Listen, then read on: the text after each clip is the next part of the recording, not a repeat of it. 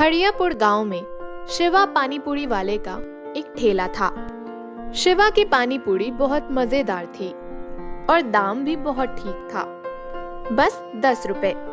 इसलिए शिवा की पानीपुरी खूब बिका करती थी।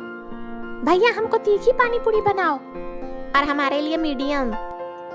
जी दीदी, बनाते हैं। शिवा रोज शाम 5 बजे पानीपुरी का ठेला खोलता और रात के 9 बजे तक उसके पास ग्राहकों की भीड़ लगी ही रहती थी।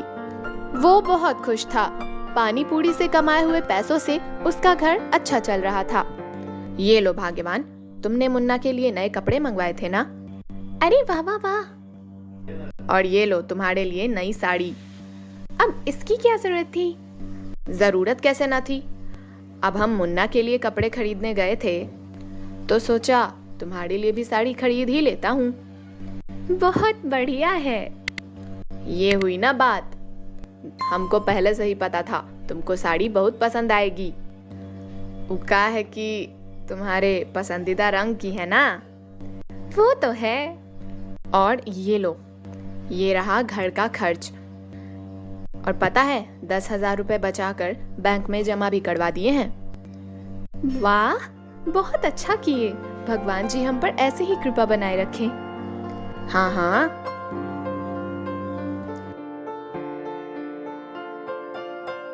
पापा पापा, क्या आप हमारे कपड़े लाए? हाँ मुन्ना, ये देखो। थैंक यू पापा। वाह, तुम तो बढ़िया अंग्रेजी बोल लेते हो। ये हमको हमारी नई दोस्त ने सिखाई है। अच्छा, नई दोस्त? कोई लड़की है क्या?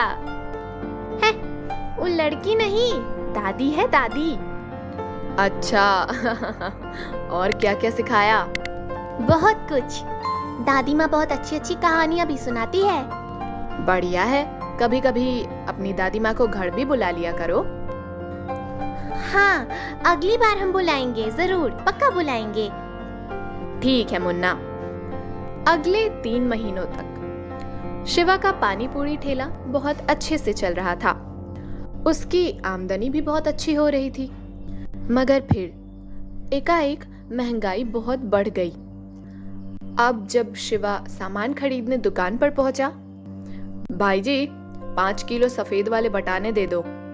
ए शिवा भैया, वैसे हम आपको बता देते हैं कि सफेद वाले बटाने का दाम अब थोड़ा बढ़ गया है। पहले 100 रुपए किलो था, अब 150 रुपए किलो हो गया है।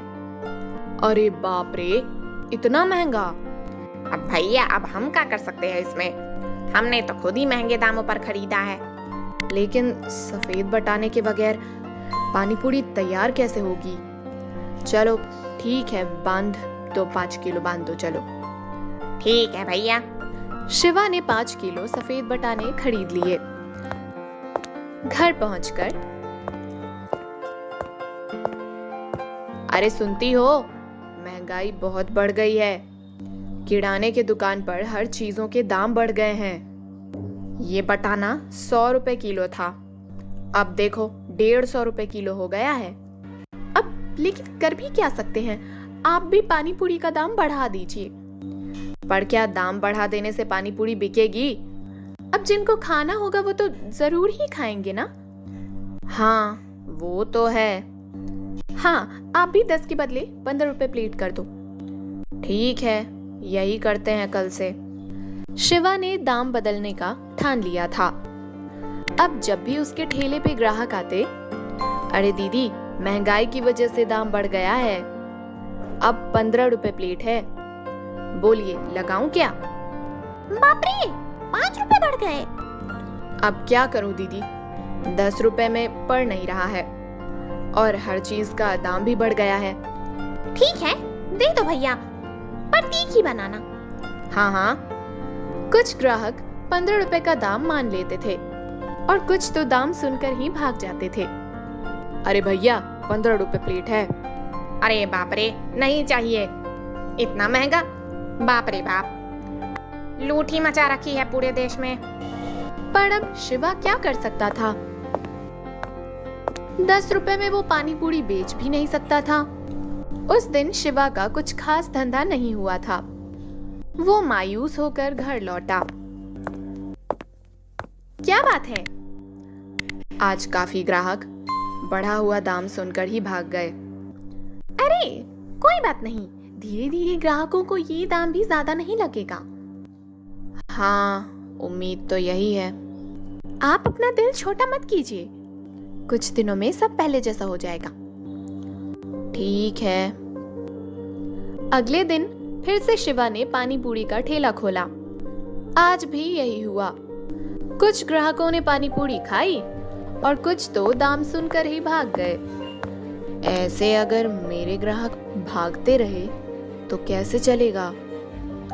मुझे कुछ ना कुछ तो करना ही पड़ेगा, पर समझ नहीं आ रहा क्या। उस रात शिवा ने जल्दी ठेला बंद कर दिया और घर लौटा। अरे मुन्ना कहाँ है? आपको तो पता ही होगा, कह रहा था कि आज दादी माँ को घर लाने वाला है भोजन पर। अच्छा अच्छा। क्या हुआ, आज भी आपका मुंह लटका हुआ है? अब तुम तो सब जानती हो, आज फिर ग्राहक दाम सुनकर ही भाग गए। ऐसे कैसे चलेगा? अरे आप इतनी चिंता मत कीजिए।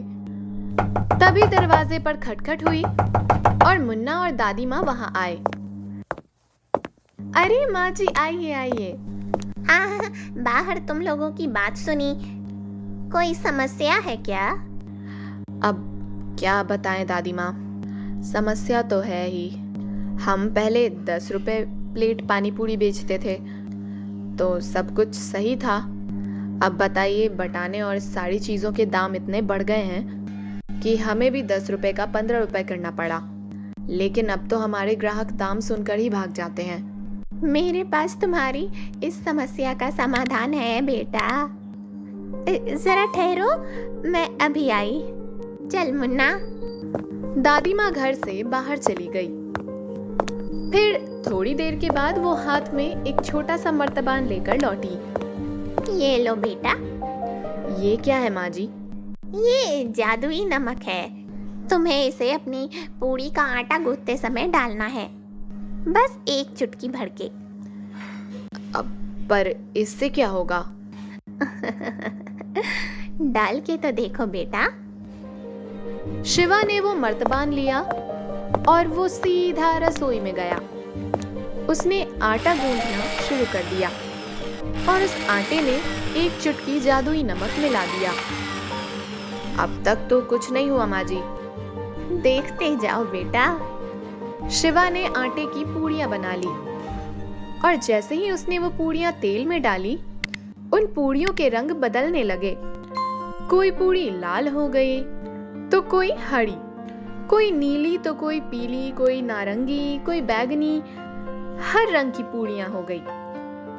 ये क्या? यही तो कमाल है बेटा, ये जादुई नमक कभी खत्म नहीं होगा। और ऐसी रंग बिरंगी पानी पूरी के तो कोई भी हंस के ज्यादा पैसे देगा। हाँ माँ जी, धन्यवाद, आपका बहुत बहुत धन्यवाद। आपने तो सच में मेरी समस्या हल कर दी। अब मैं अपने पोते के लिए तो इतना कर ही सकती हूँ, क्यों मुन्ना? बिल्कुल दादी माँ। रंग बिरंगी पानी पूड़ियाँ देखकर सब खुश थे। सबने एक साथ खुशी खुशी खाना खाया।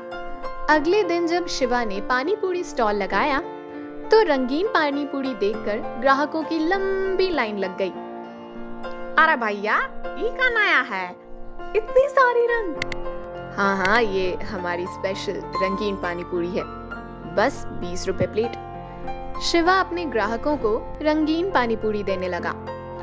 अलग अलग रंग की पूड़ियाँ और उन सब के स्वाद भी अलग थे। भैया मजा आ गया। पहली बार ऐसी अनोखी पानी पूरी खाई है भैया। धन्यवाद। जो भी शिवा की रंगीन पानी पूरी खाता वो तारीफ किए बगैर जाता ही नहीं था। एक बार फिर से शिवा का पानी पूरी का धंधा चल पड़ा था और इस बार तो उसके ग्राहक और मुनाफा दोनों बढ़ गए थे। रंगीन पानी पूरी की वजह से शिवा की आमदनी कई गुना बढ़ गई थी। उसने नया बड़ा घर खरीद लिया। रंगीन पानी पूरी ने शिवा की किस्मत ही बदल दी।